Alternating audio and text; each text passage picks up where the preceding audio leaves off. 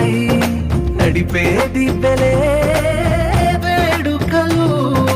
ఎప్పుడో తెలిసిన చుట్టాలు ఇప్పుడే కలిసిన స్నేహితులు, మనసుని తడిమిన సంగతులు